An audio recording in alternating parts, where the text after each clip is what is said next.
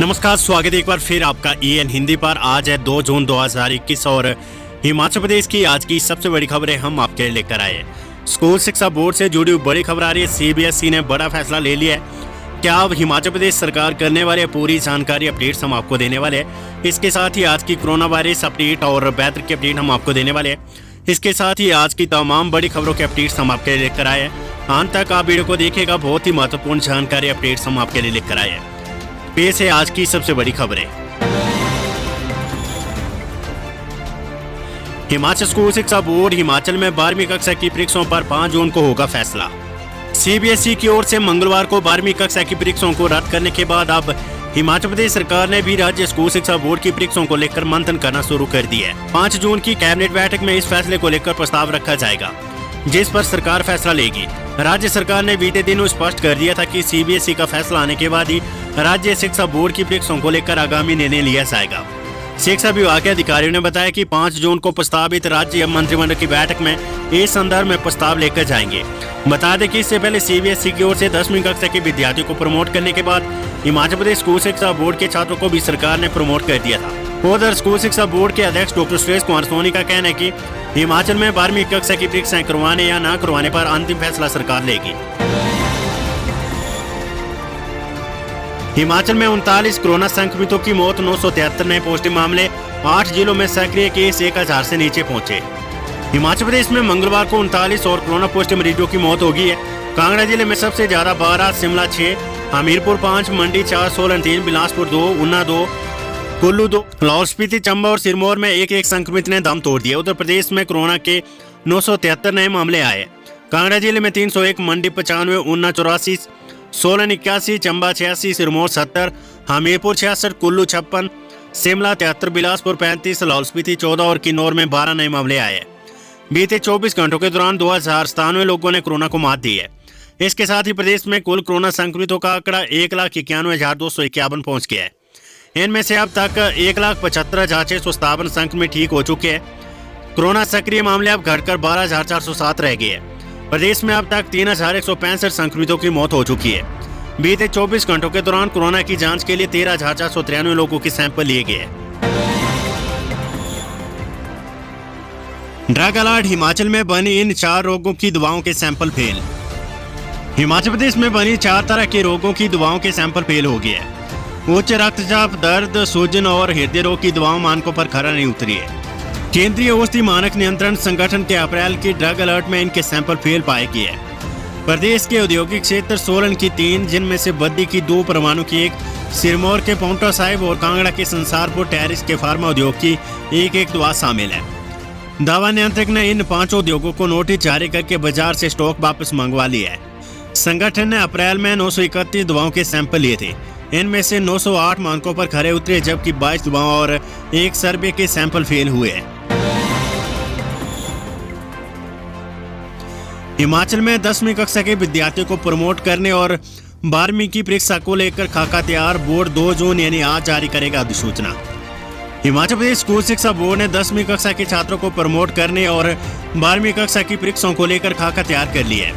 Board की ओर से तैयार इस खाके की नोटिफिकेशन बुधवार को जारी कर दी जाएगी।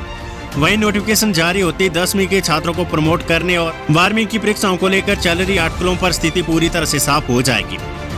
मंगलवार को हिमाचल प्रदेश स्कूल शिक्षा बोर्ड के अध्यक्ष डॉक्टर सुरेश कुमार सोनी की अध्यक्षता में बैठक हुई।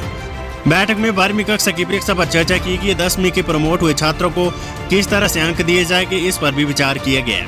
बोर्ड अध्यक्ष डॉक्टर सुरेश कुमार सोनी ने बताया कि दोनों कक्षाओं को लेकर खाका तैयार कर लिया है। प्रदेश सरकार से चर्चा की जा रही, जबकि बुधवार को बोर्ड की ओर से तैयार किए गए खाके की नोटिफिकेशन जारी कर दी जाएगी।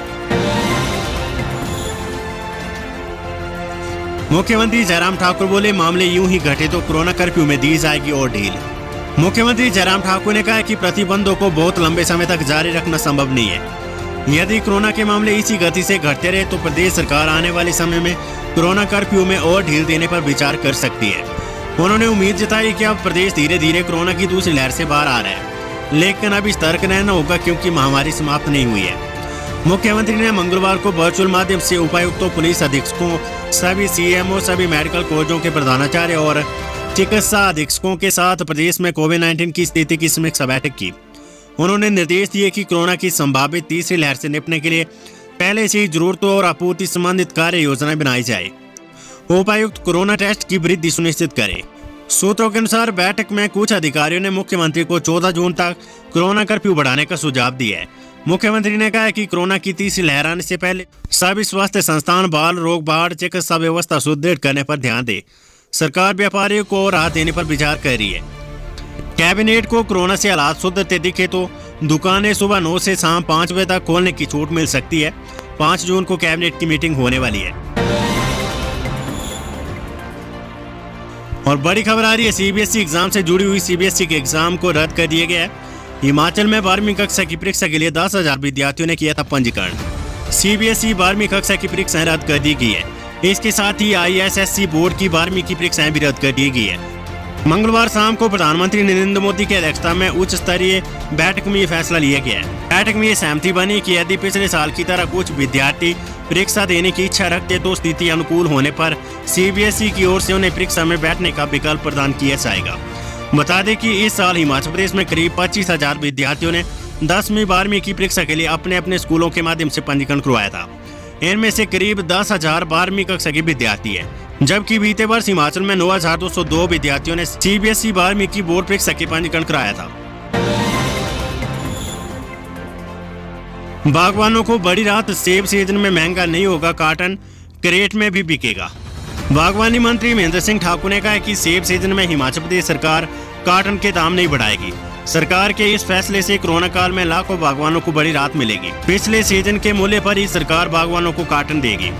इस साल सरकार मनाली की मंडियों की तर्ज पर प्रदेश की विभिन्न मंडियों पर भी सेब को क्रेट में भरकर बेचने का प्रयोग करेगी। ये प्रयोग सफल रहा तो सरकार सेब क्रेट में भरकर बेचने को स्वीकृति देगी।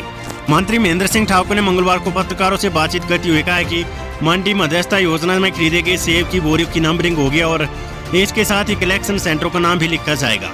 इससे पता चल जाएगा कि सेब की बोरी कहां से भेजी गई है।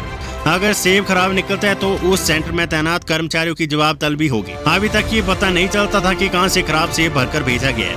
अधिकारियों से कहा गया कि वे छोटे बागवानों का आर्थिक शोषण न होने दें, बागवानों को समय पर भुगतान सुनिश्चित करें। सीजन में सेब ढुलाई के लिए गाड़ियों की दिक्कत भी बागवानों को ना हो, इसके पूरे प्रयास होंगे। 4 से 9 जून तक सरकारी स्कूलों में ईपीटीएम करवाएगा हिमाचल शिक्षा विभाग। हिमाचल प्रदेश के सरकारी स्कूलों में पढ़ने वाले विद्यार्थियों के अभिभावकों के साथ 4 से 9 जून तक ईपीटीएम होगी। शिक्षा मंत्री गोविंद सिंह ठाकुर 4 जून को दोपहर 3 बजे ईपीटीएम में स्वयं भी शामिल होकर कुछ अभिभावकों के साथ चर्चा करेंगे। 5 से 8 जून तक शिक्षक स्वयं अभिभावकों के साथ चर्चा करेंगे। 9 जून को दोबारा शिक्षा विभाग ईपीटीएम में शामिल होकर अभिभावकों से प्राप्त सुझावों पर अपनी राय रखेगा।